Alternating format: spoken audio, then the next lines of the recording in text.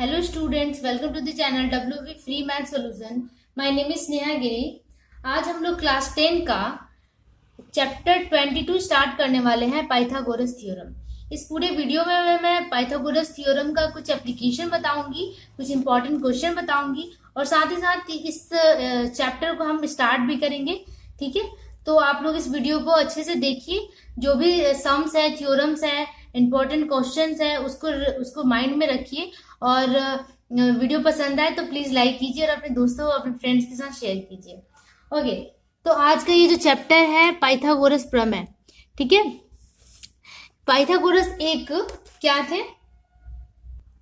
एक साइंटिस्ट थे जिन्होंने एक थ्योरम दिया जिसे कहते हैं अगर एक समकोण त्रिभुज, ठीक है, राइट एंगल ट्रायंगल हो और नाम ले लेते ए बी सी, ठीक है, और उसका एंगल बी अगर 90 डिग्री का हो. समकोण त्रिभुज में एक एंगल 90 डिग्री का होता है, लेकिन कोई जरूरी नहीं कि बी ही 90 हो, ए भी हो सकता है. इसको हम दूसरे तरीके से लेंगे. यहाँ पे ए छोटा दिख रहा है, 90 हो ही नहीं सकता. तो अगर जो एंगल अगर 90 डिग्री का होता है उसके अपोजिट वाले एंगल को हम क्या कहते हैं? हाइपोटेनस. इसे हम कहते हैं हाइपोटेनस. ठीक है, और इसको हिंदी में कर्ण कहा जाता है. तो जो 90 डिग्री का एंगल होता है उसके अपोजिट वाले जो साइड होता है उसी को हम कर्ण कहते हैं. ठीक है, और जो उसके नीचे वाला होता है इसको कहते हैं बेस, हिंदी में कहते हैं आधार. ठीक है, और इसे कहते हैं जिसपे 90 डिग्री बना हुआ है वो एकदम सीधा होता है तो इसे कहते हैं लंब. ठीक है, इंग्लिश में परपेंडिकुलर. ठीक है, इसी के बेस्ड पे होता है क्या? पाइथागोरस थ्योरम के हिसाब से होता है कि लंब का square that is A B का स्क्वायर प्लस आधार का स्क्वायर बीसी का स्क्वायर इज इक्वल टू कर्ण का स्क्वायर, हाइपोटेनस का स्क्वायर, एसी का स्क्वायर. यही फॉर्मूला है किसका? तो पाइथागोरस फॉर्मूला. इसी के बेस पे फॉर्मूला है और ये फॉर्मूला आप लोग को प्रूफ करने के लिए अभी नहीं आएगा क्योंकि आपके सिलेबस में अभी नहीं है. ठीक है, जब प्रूफ करने के लिए होगा तो मैं उसे बता दूंगी. लेकिन आपके इस चैप्टर में कुछ एप्लीकेशंस, कुछ थ्योरम दिए हुए हैं जो इंपॉर्टेंट है, मैं उसे बता देती हूँ आप लोग को. एप्लीकेशन 49, प्रमेय 49 लिखा हुआ है, 285 पेज नंबर पे है. ये आपका थोड़ा सा इंपॉर्टेंट है, आप इसे कर लीजिएगा. बहुत ईजी है, आप खुद घर पे भी कर सकते हैं, तो आप इसे एक बार कर लीजिएगा, इंपॉर्टेंट है. और मैं दूसरा बता देती हूँ. दूसरा मुझे जहां तक लगता है एग्जाम में ये वाला आता है, प्रयोग 9. ये भी आप देख लीजिए, पेज नंबर 288 में है. ठीक है, तो प्रयोग 9 का यहाँ पे प्रमाण दिया हुआ है, यहाँ से आप कर सकते हैं. ओके, हम लोग डायरेक्टली परीक्षण करके देखिए, एक्सरसाइज सॉल्व करते हैं. एक्सरसाइज जितना सॉल्व होगा आप लोग को ये प्रयोग करना भी आसान हो जाएगा और समझ में आ जाएगा. तो चलो एक्सरसाइज स्टार्ट करते हैं. यहाँ क्वेश्चन दिया हुआ है, एक्सरसाइज परीक्षण करके देखिए. एक्सरसाइज 22 में यदि किसी त्रिभुज के तीनों भुजाओं की लंबाई निम्नलिखित रूप से है, उनमें से किन अवस्थाओं में त्रिभुज समकोण होगा? 8 सेंटीमीटर, 15 सेंटीमीटर, 17 सेंटीमीटर नंबर 1 में. 2 नंबर में दिया 9 सेंटीमीटर, 11 सेंटीमीटर, 6 सेंटीमीटर. तो ये समकोण त्रिभुज होगा कि नहीं ये हमें बताना है. ओके, तो क्वेश्चन नंबर 1 में यही था कि if the following are the lengths of the 3 sides of a triangle and let us write and calculate the cases of triangle is a right angle triangle or not. मतलब कि ये 3 भुजाओं की लंबाई दी हुई है, 3 साइड्स, तो हमें बताना है क्या ये राइट एंगल ट्रायंगल होगा या नहीं होगा. तो राइट एंगल ट्रायंगल होने का एक ही हमारे पास जानने का तरीका होता है कि अगर पाइथागोरस थ्योरम उसमें प्रूफ हो जाता है तो राइट एंगल ट्रायंगल ही होता है, क्योंकि मैंने अभी बताया कि राइट एंगल ट्रायंगल में ही पाइथागोरस थ्योरम लगता है. मतलब कि लंब का स्क्वायर, आधार का square is equal to hypotenuse का स्क्वायर. ठीक है, कर्ण का स्क्वायर होना ही चाहिए, तभी वो होगा कि राइट एंगल ट्रायंगल है. तो यहाँ हमें क्या करना है? तीनों साइड्स दिए हुए हैं किसी एक ट्रायंगल का, तो हमें बताना है क्या ये राइट एंगल ट्रायंगल है. मतलब कि अगर हम ये प्रूफ कर दें कि ये इसमें पाइथागोरस थ्योरम प्रूफ हो रहा है तो पता चल जाएगा कि ये राइट एंगल है. अगर पाइथागोरस थ्योरम होल्ड नहीं होता है इसमें तो हम कह देंगे कि राइट एंगल ट्रायंगल नहीं है. ठीक है, ओके, देन हम लिखेंगे in right angle triangle, in right angle triangle. Right angle triangle में एक ही शर्त होता है क्या? परपेंडिकुलर का square, perpendicular square plus base square is equal to hypotenuse square. ठीक है, यही होता है। अब यहाँ पे देखो परपेंडिकुलर सबसे छोटा, देखो किसी एक को मान लेते हैं 8, मान लेते हैं 8 को परपेंडिकुलर, 8 का स्क्वायर। ओके, 8 का स्क्वायर परपेंडिकुलर का स्क्वायर, बेस कितना है, बेस 15 कर लेते हैं, 15 है यहाँ पे, 15 का स्क्वायर। एंड हाइपोटेनस सबसे जो बड़ी वाली भुजा होती है वही हाइपोटेनस होता है। अगर ये राइट एंगल ट्रायंगल है तो जो सबसे लंबी वाली जो साइड होती है वो हाइपोटेनस होती है। तो सबसे लंबे वाले को हमने हाइपोटेनस मान लिया, 17 का स्क्वायर। ओके, देन 8 का स्क्वायर हो गया कितना, 64, 15 का स्क्वायर हो जाएगा 225 और 17 का हो जाएगा 289। अब दोनों को ऐड करेंगे इन दोनों को, लेकिन इस तरह लिखेंगे इसका LHS बराबर RHS अगर हो जाता है तो हमें ये प्रूफ हो जाएगा कि right hand side left hand side के बराबर है। मतलब इन दोनों का जो जोड़ है परपेंडिकुलर और बेस का जोड़ कितना है, हाइपोटेनस के बराबर है, ये प्रूफ हो जाएगा। तो 64 और 64 प्लस 225 करेंगे, कितना हो जाएगा 289, है ना, 549 और 628 289। और RHS में भी था हमारा कितना, RHS में भी था 289। इसका मतलब कि LHS बराबर RHS आ गया, LHS इक्वल्स RHS आ गया। इसका मतलब ये है कि ये एक राइट एंगल ट्रायंगल है। ओके, मतलब कि हाइपोटेनस का स्क्वायर प्लस बेस का square is equal to hypotenuse का स्क्वायर, परपेंडिकुलर का स्क्वायर प्लस बेस का square is equal to hypotenuse का स्क्वायर। इसका मतलब ये क्या है कि ये एक राइट एंगल ट्रायंगल है। तो यहाँ प्रूफ हो गया, लिखेंगे कि this is a right angle triangle. ठीक है, दूसरे में भी हम यही करेंगे, सेकंड नंबर में भी। सेकंड नंबर में क्या है, 9 का स्क्वायर 9 सेंटीमीटर, 11 सेंटीमीटर, 6 सेंटीमीटर है। तो किसी को बेस परपेंडिकुलर मान सकते हैं। परपेंडिकुलर में चलो 9 को मान लेते हैं, 9 का स्क्वायर।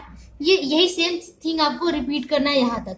उसके बाद नेक्स्ट लाइन में आपको क्या करना है, 9 का स्क्वायर 8 की जगह पे यहाँ पे 9 का स्क्वायर हो जाएगा, प्लस यहाँ पे देखो या तो आप हाइपोटेनस जो सबसे लंबा होता है उसको 11 भी मान लेते हैं। तो यहाँ चलो 6 का स्क्वायर कर लेते हैं और यहाँ 11 का स्क्वायर कर लेते हैं। अब स्क्वायर करके देखते हैं कितना होता है, 81 और ये 36, 11 का स्क्वायर 121। अब LHS में कितना आया, 81 प्लस 36। इस दोनों को ऐड करते हैं तो ये हो जाएगा 7 और 8 3 117 और आना कितना चाहिए, 121 आना चाहिए। तो ये LHS not equal to RHS आ गया। हेंस क्या लिखेंगे, hence it is not a right angle triangle. ठीक है, ये लिखेंगे, ये राइट एंगल ट्रायंगल नहीं है और पहला नंबर राइट एंगल ट्रायंगल। चलो अब दूसरा क्वेश्चन सॉल्व करते हैं। ओके, सेकंड नंबर क्वेश्चन क्या है, हमारे मोहल्ले के एक रास्ते में एक 15 मीटर लंबी एक सीढ़ी इस प्रकार रखी गई है कि सीढ़ी के आधार से 9 मीटर ऊंचे एक खिड़की को स्पर्श करती है। इस बार उसी रास्ते के एक ही बिंदु पर सीढ़ी के निचले सिरे को रखते हुए रास्ते के दूसरी तरफ स्थित हमारी खिड़की को स्पर्श करती है। यदि खिड़की जमीन से 12 मीटर की ऊंचाई पर हो तो मोहल्ले का रास्ता कितना मीटर चौड़ा है। तो जैसे जैसे मैं क्वेश्चन पढ़ रही हूँ वैसे वैसे अगर हम बना लेंगे तो ज्यादा जल्दी बनेगा। तो चलो धीरे धीरे ड्राइंग करते हैं, ड्राइंग करने से बाकी क्लियर हो जाएगा। क्या बोल रहा है कि देयर इज अ लोकेलिटी है और वहां पे एक रोड है। मान लो ये एक रोड है, ठीक है, ये एक रोड है और उसके बाद क्या बोल रहा है कि 15 metre length ladder 15 meter length kept such a way that it touches the window at the height 9 meter above the ground. 9 meter above the ground, इस ग्राउंड से 9 मीटर above है। एक इतना दूरी पे एक लैडर, एक सीढ़ी को टच कर रहा है रोड से। ठीक है, रोड टच कर रही है एक सीढ़ी को। तो ये जो लैडर है इसकी लंबाई दिया हुआ है कितना, 15 सेंटीमीटर। 15 सेंटीमीटर दिया हुआ है, अच्छा 15 मीटर होगा आई थिंक। ये लैडर की लंबाई दे दी है 15 मीटर, तो लैडर को हम ए बी मान लेते हैं। ठीक है, ए बी 15 मीटर है और ये एक विंडो को टच कर रहा है। यहाँ पे एक विंडो है जिसकी लंबाई नीचे से आधार से कितनी है, 9 मीटर की है। तो इसे हम ए मान लेते हैं, सॉरी ये ए बी मान लिया, इससे हम सी मान लेते हैं। ठीक है, अब दूसरी बात क्या कह रहा है, now keeping the foot of the ladder at some point of the road, the ladder is rotated in such a way that it touches the window situation other side of the road. Other side of the road को touch करता है जब उसको rotate करके घुमाया जाता है। ठीक है, तो अब इसको रोटेट करने पे, घुमाने पे इसको थोड़ा सा सीधा खड़ा कर दिया जाता है 15 सेंटीमीटर। तो ये 15 सेंटीमीटर अदर साइड विंडो को वो टच करता है, तो उससे जो नीचे की लंबाई है वो कितनी दी हुई है, 12 metre above the ground, 12 metre दिया हुआ है। ये है 12 मीटर और ये वही है 15 मीटर वाला लैडर है। ठीक है, अब क्या बोल रहा है कि find the length of the road, इस रोड का लेंथ हमें फाइंड करना है। ठीक है, मतलब एक ही लैडर है, इसको थोड़ा फ्लैटर करके रखा गया है यहाँ पे, और यहाँ रोटेट करने के बाद रखा गया है, तो 15 मीटर का ही है, और यहाँ पे 12 मीटर ऊंचा हो जाता है ये ग्राउंड से, यहाँ पे ये 9 मीटर ही ऊंचा है। तो बोल रहा है कि रोड की लंबाई हमें ज्ञात करनी है, तो हमने तो इसको ABC मान लिया। अब इस लैडर को यहाँ तक रोटेट किया है ना, तो ये D तक मान लो गया, और ये E मान लेते हैं। तो हमें क्या EC की लंबाई ज्ञात करनी है। EC इज इक्वल टू कितना है, यही रोड है आपका। ठीक है, तो लिखेंगे कि let EC from the figure लिख सकते हैं, from the figure EC is a length of the road, ठीक है, हमने मान लिया, ये दिया हुआ नहीं है, हमने EC मान लिया कि लेंथ ऑफ द रोड है। And AB is a ladder, AB is a ladder मतलब सीढ़ी है। ठीक है, अब यहां से हम लिखेंगे इन ट्रायंगल ABC, इस ट्रायंगल में हमें क्या मिलता है, ये देखो एकदम सीधा खड़ा है, इसका मतलब ये 90 डिग्री का एंगल बना रहा है, और AB क्या है, हाइपोटेनस है। तो हम फॉर्मूला लगा सकते हैं क्या, AB का स्क्वायर, ये हाइपोटेनस का square is equal to perpendicular का स्क्वायर, दैट इज AC का स्क्वायर प्लस बेस का स्क्वायर BC का स्क्वायर। ठीक है, हमें जो दोनों चीज पता है, हाइपोटेनस भी पता है, परपेंडिकुलर भी पता है, बस बेस नहीं पता है। तो बेस निकालने के लिए हम क्या करेंगे, इसको थोड़ा रोटेट करके लिखती हूँ मैं। चलो मैं रोटेट करके ही स्टार्टिंग से लिख देती हूँ। दैट इज आपको ये हो गया BC का स्क्वायर प्लस ये आधार प्लस AC का square is equal to hypotenuse AB का स्क्वायर। इसको मैंने बस रोटेट करके लिख दिया। अब यहाँ देखो, ये BC हमें नहीं पता है, तो BC हमें निकालना है। इसको इसी साइड रखेंगे, AB का स्क्वायर माइनस AC का स्क्वायर करते हैं, ये उधर गया तो माइनस हो गया। अब AB हमें पता है कितना है, 15 मीटर, 15 का स्क्वायर, AC भी हमें पता है फ्रॉम फिगर 9 मीटर। अब इसको माइनस कर देंगे, 15 का स्क्वायर कितना होता है 225, 9 का स्क्वायर 81। ठीक है, अब दोनों को माइनस करेंगे, माइनस करने पे आ जाएगा आपका हाँ 144। ठीक है, अब यहाँ से BC इज इक्वल टू क्या हो जाएगा, root under 144, that is 12 metre. BC कितना आ गया, 12 मीटर। इसकी लंबाई हमें कितनी मिल रही है, 12 मीटर। लेकिन हमें BC नहीं पता करना, हमें तो पता करना है EC। तो आगे हम दूसरा एक और हमारे पास राइट एंगल ट्रायंगल मिला हुआ है। ठीक है, उसे हम सॉल्व करेंगे। ओके, तो दूसरा राइट एंगल ट्रायंगल कौन सा है, BED है ना, BED। तो उसी तरह लिखेंगे, यहाँ पे मैं कर देती हूँ, यहाँ पे आसान होगा। इन ट्रायंगल, इसको नीचे करना है आप लोग को, मैं साइड में कर रही हूँ। इन ट्रायंगल BED में क्या है, हिंदी वाले बच्चे लिखेंगे कि BED में इस तरह लिखेंगे, वही लिखेंगे क्या, BD का स्क्वायर, इसी तरह लिखती हूँ मैं, लंब का स्क्वायर, ये क्या है DE का स्क्वायर प्लस B का square is equal to AD का square from Pythagoras theorem, BD का स्क्वायर।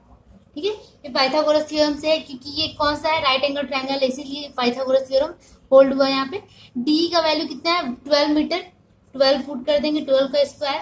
B का वैल्यू नहीं पता हमें, अच्छा B नहीं पता हमें, तो हम B का स्क्वायर यहाँ रखते हैं पहले, और ये BD का स्क्वायर माइनस D का स्क्वायर कर देते हैं, जैसे इसमें किए थे।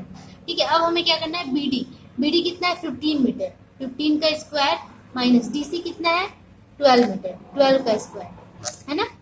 अब ये 15 का स्क्वायर कितना होता है, 225 माइनस 12 का स्क्वायर 144। अब दोनों को माइनस करेंगे, तो आएगा 81। तो यहाँ पे आ गया कितना, B is equal to root under 81, that is 9 है ना, 9 मीटर आ गया। अब ये आया क्या, BE। ठीक है, BE आया, लेकिन हमें क्या निकालना है, रोड। तो लिखेंगे length of the road, length of the road,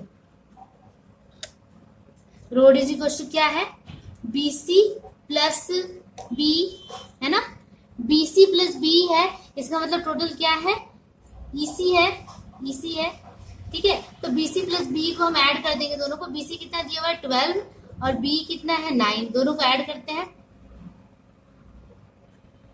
21 metre आ गया आपका क्या, लेंथ ऑफ द रोड। यही पूछ रहा था, यही आपका आंसर होगा, ठीक है। होप आप लोग को समझ में आया होगा। चलो अब नेक्स्ट क्वेश्चन पे मूव करते हैं। ओके, थर्ड नंबर क्वेश्चन करते हैं। थर्ड नंबर में क्या है, 10 सेंटीमीटर भुजा वाले किसी समचतुर्भुज के एक विकर्ण की लंबाई 12 सेंटीमीटर होने पर समचतुर्भुज के विकर्ण दूसरी विकर्ण की लंबाई ज्ञात करें। मतलब कि 10 सेंटीमीटर भुजा वाले हैं, इसको हमें इंग्लिश में रोम्बस कहते हैं, समचतुर्भुज को। तो ये समचतुर्भुज का मतलब ये होता है रोम्बस का कि सारी भुजाएं, सारे साइड्स एक दूसरे के साथ इक्वल होते हैं। अगर ये 10 सेंटीमीटर दिया हुआ है तो ये भी 10 सेंटीमीटर होगा, ये भी 10 और ये भी 10 सेंटीमीटर, ठीक है। उसका एक विकर्ण की लंबाई दिया हुआ है 12 सेंटीमीटर। तो पहले तो इसे मान लेते हैं ABCD और O पे कट कर रहा है, ठीक है, दोनों विकर्ण एक दूसरे को। तो यहाँ पे हम क्या दूसरे विकर्ण की लंबाई BD इज इक्वल टू पूछ रहा है हमें कि BD इक्वल टू क्या होगा। तो चलो कैलकुलेट करते हैं, मान लेते हैं। अच्छा यहाँ पे दिया हुआ है जो वो लिखते हैं पहले तो, ठीक है। क्वेश्चन नंबर 3 है ये, let AC and BD are two sides, two diagonals of क्या है ये, रोम्बस है ना, रोम्बस ABCD, ठीक है। And length and where AC is equal to हमने मान लिया कितना है 12 सेंटीमीटर एंड BD पूछ रहा है, BD is equal to question mark, ये पूछ रहा है हमें, ठीक है। And length of the diagonal दिया हुआ है, length of the sides and length of the sides of the side कितना दिया हुआ है 10 सेंटीमीटर, ये दिया हुआ है। मतलब ये सबका लेंथ है क्योंकि इक्वल लेंथ का होता है ये। तो यहाँ पे 12 है, if AC is equal to 12 centimetre then AO is equal to क्या होगा, AO, क्योंकि ये एक बराबर भाग में बाइसेक्ट करता है दोनों को, तो 12/2 हो जाएगा, दैट इज 6 सेंटीमीटर। यहाँ ब्रैकेट में लिख सकते हो कि डायगोनल बाइसेक्ट्स, बाइसेक्ट का मतलब होता है कि समद्विभाजित करता है डायगोनल, ठीक है, विकर्ण एक दूसरे को समद्विभाजित करते हैं। तो AO कितना हो गया 6 सेंटीमीटर और हमारे पास क्या AB 10 सेंटीमीटर है, तो हमें ये निकालना है। अब ध्यान से देखो कि डायगोनल्स जो है एक दूसरे को लंब पे काटते हैं, लंब का मतलब है 90 डिग्री पे काटते हैं, और 90 डिग्री का अपोजिट जैसे मैंने बताया कर्ण होता है, विकर्ण ये। तो इसका मतलब हाइपोटेनस यहाँ पे क्या हुआ, AB हाइपोटेनस हुआ, दैट इज AB का स्क्वायर इज इक्वल टू हम लिख सकते हैं कि AO का स्क्वायर प्लस OB का स्क्वायर। AO क्या हुआ, लंब या जो भी है, आप आधार किसी को लंब किसी को मान सकते हैं, लेकिन हाइपोटेनस यहाँ पे AB ही होगा, ठीक है। AO का स्क्वायर प्लस OB का स्क्वायर। हमारे पास AO का वैल्यू है 6 सेंटीमीटर, AB का भी वैल्यू है 10 सेंटीमीटर, तो 10 पुट कर देंगे यहाँ पे, 10 का स्क्वायर, AO कितना है 6 सेंटीमीटर, 6 का स्क्वायर प्लस OB हमें नहीं पता है, तो OB का स्क्वायर ऐसे ही रखेंगे। नेक्स्ट स्टेप में इसको घुमा देती हूँ मैं, OB का स्क्वायर इज इक्वल टू क्या लिख सकते हैं कि 10 का स्क्वायर माइनस 6 का स्क्वायर, है ना, ये उधर गया तो इस तरह हो गया। अब इसे सॉल्व करते हैं, OB का स्क्वायर इज इक्वल टू 10 का स्क्वायर 100 माइनस 6 का स्क्वायर 36, 100 माइनस 36 करेंगे कितना आ जाएगा 64, ठीक है। अब यहाँ पे OB इज इक्वल टू क्या आ जाएगा root under 64, that is 8 centimetre. OB हमें निकालना था, OB आ गया, तो OB क्या है, OB आ गया कितना 8 सेंटीमीटर, ठीक है। और BD तो BD कितना हो जाएगा, that is BD is equal to क्या हो जाएगा 8 into 2 that is 16 centimetre. BD क्या था, अदर डायगोनल था, एंड हेंस लिखेंगे, hence other diagonal is equal to 16 centimetre. यही आपका आंसर हो गया क्वेश्चन नंबर 3 का, ठीक है। होप आप लोग को समझ में आया होगा। चलो आज हम थर्ड तक ही करते हैं। नेक्स्ट वीडियो में मैं आगे की तरफ मूव करूंगी, कुछ प्रूफ्स है वो मैं बताऊंगी आप लोग को। होप आप लोग को समझ में आ रहा होगा। अगर समझ में आ रहा है तो प्लीज आप लाइक जरूर कीजिए, क्योंकि आप लाइक नहीं करते, वीडियो जरूर देख लेते हैं, लाइक नहीं करते हैं। और आपके लिए वीडियो हेल्पफुल हो रहा है, आपकी स्टडी में हेल्प कर रहा है विदाउट एनी कॉस्ट, तो प्लीज सब्सक्राइब कीजिए, क्योंकि जब तक आप सब्सक्राइब नहीं करेंगे आपको वीडियोस के अपडेट्स नहीं मिलेंगे। और अपने दोस्तों, फ्रेंड्स एंड क्लासमेट्स को भी शेयर कीजिए। तब तक के लिए keep practising, keep watching, bye bye.